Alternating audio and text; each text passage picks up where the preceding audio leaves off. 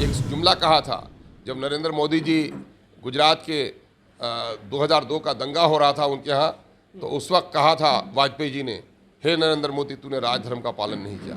और आज कम से कम मोदी जी को ये जुमला दोहराना चाहिए योगी जी के लिए कि योगी जी ने भी आज राजधर्म का पालन नहीं किया और कानून का पालन नहीं किया और उसने अदालत पर विश्वास नहीं रखा। और मैं समझता हूँ किसी सरकार के अपराधी होने में और डिक्टेटर होने का एक सबसे बड़ा सबूत है कि जुडिशरी को वो नज़रअंदाज करके और अपने बंदूक से फैसला करे। लेकिन मामला यह है कि उनको अदालत सज़ा देती, आप कौन होते हैं सज़ा देने वाले? इसका मतलब है कि अदालत सज़ा देती तो लोग कहते इंसाफ हुआ। आपने इस तरह किया तो आप ये बताना चाह रहे हैं कि हम अतीक को ठोके हैं, अभी तुमको और ठोकेंगे। इससे बड़ा क्राइम क्या होगा? सरकारी पहरे में गोलियां चलती हैं, पुलिस निकम में चूड़ी पहनी हुई है, इससे बड़ा क्राइम क्या होगा? ये क्राइम कंट्रोल हो गया। मैंने आम राह चलते हुए को गोली ठोक दे तो कहेंगे आप क्राइम है, लेकिन पुलिस के नरगे में, सरकार के कस्टडी में और उस पर उसको गोली ठोक दी जाती है और पुलिस चूड़ी पहन के रहती है, इसको कहेंगे कि क्राइम फ्री हो गया। इससे बड़ा भी कोई क्राइम हो सकता है क्या? यूपी मॉडल का मतलब माइनॉरिटी के लोगों को टारगेट करो, माइनॉरिटी के अकीदे को टारगेट करो, बुलडोजर माइनॉरिटी के घरों पर लगाओ। यही मॉडल है इनका यूपी मॉडल। यूपी मॉडल क्या है? कितने लोगों को नौकरी मिल गई, किसानों की हालत कितनी अच्छी हो गई, बिजली कितनी सस्ती हो गई, नौजवानों को कितने रोजगार मिले। बीजेपी के लोगों की हुकूमत ही बनी है खून पर लाश पर। बीजेपी 2 से 88 पर पहुंची है मंदिर मस्जिद के झगड़े से। बीजेपी देश में पहुंची है गुजरात के दंगे से। अब बीजेपी आज भी अपने वोटों को और अपनी कमियों को छुपाने की कितनी बड़ी गवाही दी मलिक ने अभी। नमस्कार, आप देख रहे हैं आरडी न्यूज़। मैं हूं योगेश चक्रवर्ती। कई बार सपा से और वासपा से सांसद रहे अतीक अहमद का कल गोली मारकर सरेआम हत्या कर दी गई। यूपी पुलिस की घेरेबंदी के बीच अतीक अहमद की हत्या हुई है, जहां पे मीडिया कर्मी भी बड़ी संख्या में मौजूद थे। इसी मसले पर हम बात करने आए हैं AIMIM के विधायक अख्तरुल ईमान साहब से। जैसा कि आप जानते हैं कि बीजेपी दावा करती रही है कि यूपी में कानून का राज है। जिस तरह से सर बीजेपी दावा करती है कि यूपी में कानून का राज है और पुलिस के सुरक्षा घेरे में अतीक अहमद की हत्या हो जाती है, क्या कहेंगे आप इस पर? देखिए, सबसे बड़ी बात सिर्फ हत्या अतीक की नहीं हो रही है या अतीक के भाई की या उनके बच्चों का इनकाउंटर नहीं हुआ। मैं समझता हूँ इस देश में अदालत के फैसले पर विश्वास की हत्या हुई है। इसके माने ये है कि यूपी की सरकार खुद अदालत के फैसले पर विश्वास नहीं रखती। और मैं समझता हूँ किसी सरकार के अपराधी होने में और डिक्टेटर होने का एक सबसे बड़ा सबूत है कि जुडिशरी को वो नज़रअंदाज करके और अपने बंदूक से फैसला करे। क्या यही परिपाटी हमारी रही है? क्या यही तरीक़ा रही है? क्या देश का संविधान इस बात की इजाज़त देता? क्या हमारी जुडिशरी फेल हो गई है कि इन लोगों ने ये करतूत किए? एक तरफ तो 2 नौजवान आपके भीड़ वाले तंत्र से आपके लोगों को छीन लेता, उसका खौफ था, आपने उसका इनकाउंटर किया। इनकाउंटर कितना सच है कितना गलत है इस पर तहकीक कर रहे हैं लोग, बात आ रही है। दूसरी तरफ एक ऐसा सरगना जिस पर आज कई दिनों से उसके पूरी तरह खबरें चल रही हैं, सबसे ज़्यादा सेंसिटिव अगर कोई बनाया गया है तो अतीक को बनाया गया है। लगता है देश का कोई मसला नहीं है, लगता है कोई अलग कंट्री से वार हो रहा हो, जैसे उसकी तैयारी हो रही है, उसकी पूरी पहरेदारी हुई। जहाँ जा रहे हैं पुलिस की एक बड़ी टीम जा रही है, बड़ी फौज जा रही है, यहाँ से गुजरात तक, गुजरात से यूपी तक। लेकिन मामला ये हो रहा है कि आखिर पुलिस के घेरे में, पुलिस के नरगे में उस पर गोली चलाई जा रही है और इनके इनकाउंटर एक्सपर्ट, उनका हाथ भी नहीं उठता है ना, ये पकड़े जाते हैं। अब इसमें क्या साजिश है? लेकिन ऐसा पुलिस के घेरे में अगर उनको मारा जाता है, उन पर गोलियां चलाई जाती हैं, इसका मतलब ये है कि सरकार दोषी है। और मामला ये है कि मैं कभी भी जुर्म की हिमायत नहीं कर सकता। अतीक के जो काले करतूत हैं, जुडिशरी में फैसला है उनको फांसी पर लटकाना था। जुडिशरी कह देता बूटी बूटी काट दो, बूटी बूटी काट देना था, उस पर कोई हम वो नहीं कर सकते।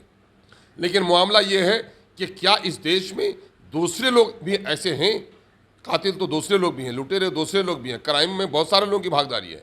वहीं जाउल हक DSP का भी हुआ था, क्या उसके कातिल को भी इनकाउंटर किया आपने? क्या उसके साथ भी ये सलूक किया आपने? क्या और दूसरे जो वहाँ पर माफिया हैं उनके साथ ये सलूक कर रहे हैं आप? क्या हमारे लीडर ने कहा कि गांधी जी से बड़ी हत्या और किसकी हो सकती है देश से? बापू की हत्या, राष्ट्रपिता की हत्या, और उसके हत्यारे को क्या किया लोगों ने? क्या उसे गोली चला दी? कानून का राज होना चाहिए। कानून का राज नहीं। अगर कानून को कोई हाथ में लेकर करता हो तो डिक्टेटरशिप इसे कहते हैं, और ये इंतहा हो गई है। ये देश स्थापित है जब तो जुडिशरी स्थापित है, और अगर कानून और जुडिशरी अगर ख़त्म हो जाए तो फिर देश नहीं है।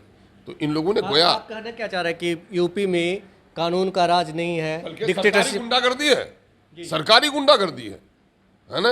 ये सरकारी आतंक की इंतहा हो गई है कि आप कि और क्या हो गया, क्यों इतनी आसानी से किस तरह ले जा रहे थे, और एक ऐसे मुजरिम को जो मोस्ट वांटेड था आपका, उसको पकड़े हुए हैं, आपने इतनी आसानी से प्रेस के लोगों को सटने क्यों दिया? इतनी आसानी से प्रेस के लोगों को सटने क्यों दिया जब आपकी उसके सिक्योरिटी का मसला था? इसके माने कहीं ना कहीं ये साजिश थी, और ये साजिश की जिम्मेदार हुकूमत है।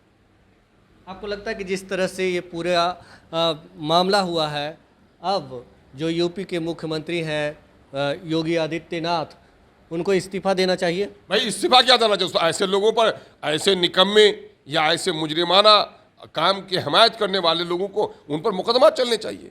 सच तो ये है कि नाअहली की इससे बड़ी इंतहा क्या होगी। एक तरफ आप दो नौजवान का कोई भीड़ भी नहीं मिली, दो नौजवान का आप इनकाउंटर करते हैं इसलिए कि उसको खदशा था कि कहीं अतीक को और उनको छीन न ले वो लोग। आज दूसरी तरफ पुलिस के पहरेदारी में जो जेल में चला जाता है तो कम से कम ये होता है कि जान से सुरक्षित हो गया, और आप पुलिस कस्टडी में जो आदमी है यानी सरकार के संरक्षण में और उसका मर्डर हो रहा है, तो ये तो कसूर पूरे तौर पर सरकार पर जाता है। अभी जब विधानसभा में चल रहा था, बिहार विधानसभा चल रहा था, तो ज़्यादातर बीजेपी के जो विधायक हैं, जो कानून व्यवस्था की, बिहार में कानून व्यवस्था की जो है वो उठा रहे थे सवाल कि कानून व्यवस्था ठीक नहीं है बिहार में, यूपी मॉडल नीतीश कुमार को अपनाना चाहिए, या बीजेपी की सत्ता आएगी तो हम यूपी मॉडल अपनाएंगे। क्या कहेंगे आप? अरे बीजेपी की सत्ता देश में आई भी है और विभिन्न राज्यों में भी आई है। कौन से गुल खिला दिया इन लोगों ने?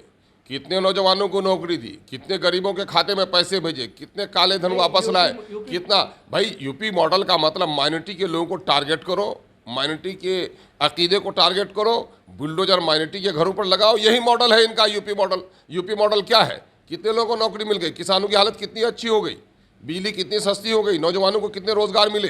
क्या हुआ यूपी में? यूपी में यही हुआ, धौंस धमकी और धांधली की सरकार है, और एक तरफा तौर पर माइनॉरिटी को निशाना बनाकर कहीं न कहीं भाजपाई और सांप्रदायिक वोटों को एकजुट करने का है कि तुम घबराओ, यहाँ मैंने माइनॉरिटी के लोगों को सेकंड नंबर का शहरी या बल्कि शहरी हुकूक उनके छीन लिया जाए, वो हालात पैदा किया जा रहा है।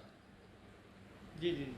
तो मतलब बीजेपी के जो लोग कहते हैं, बीजेपी के विधायक जो मांग करते हैं कि यूपी मॉडल बिहार में लागू होना चाहिए, इस पे आप कुछ कहना चाहेंगे कि उनको आप?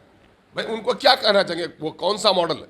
क्योंकि देखिए बीजेपी के लोगों की हुकूमत ही बनी है खून पर, लाश पर। बीजेपी 2 से 88 पर पहुंची है मंदिर मस्जिद के झगड़े से। बीजेपी देश में पहुंची है गुजरात के दंगे से। अब बीजेपी आज भी अपने वोटों को और अपनी कमियों को छुपाने की कितनी बड़ी गवाही दी मलिक ने, अभी कितनी बड़ी गवाही दी है ना। सामरिक दृष्टिकोण से कितनी अहमियत है उसकी खबर की, जो पुलवामा के हवाले से आया, वो सारी खबर दब गई। एक अतीक, एक मोहल्ले का गुंडा था वो, या एक इलाके का था, दहशत थी उन पर, उसको लेकर कर रहे हैं, और सामरिक दृष्टिकोण से इतनी बड़ी बात, उस पर मीडिया चुप है। इसका क्या मतलब है? इसका मतलब यही है कि सिर्फ माइनॉरिटी को टारगेट करके कहीं ना कहीं से खौफ और दहशत पैदा कर दो, और अपनी तमाम तर कमियों को छुपाने के लिए काम एकत्रित कर रहे हैं लोग। ये बताएं कि जो केंद्र सरकार है वो रिपोर्ट मांगी है, और यूपी सरकार ने है जो मतलब जांच कमेटी का गठन कर दिया है, लगता है कि कुछ हो पाएगा? भाई वही ढाक के 3 पात होंगे, क्या हो जाएगा? क्या आपको नहीं पता है कि बहुत सारी जगहों पर जांच कमेटियां बनती? हैदराबाद में वो हुआ था पिछले दिनों में जाकर के सुप्रीम कोर्ट में, जो लोग इनकाउंटर मास्टर थे वो राज वो खुला कि दूसरे लोग जालिम नहीं थे, ये लोग जालिम थे। तो वो तो वक्त बता देगा, वक्त तो बता देगा। बहरहाल हम लोग उम्मीद रखते हैं। एक जुमला कहा था जब नरेंद्र मोदी जी गुजरात के 2002 का दंगा हो रहा था उनके यहाँ, तो उस वक्त कहा था वाजपेयी जी ने, हे नरेंद्र मोदी तूने राजधर्म का पालन नहीं किया।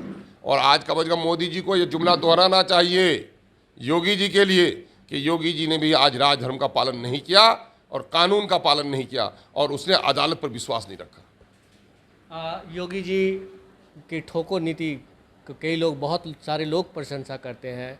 उन्होंने दावा करते कि हमारी ठोको नीति की वजह से जो है यूपी में क्राइम कम हो गया है। अब भाई कितना क्राइम कम किया, इससे बड़ा और क्राइम क्या होगा?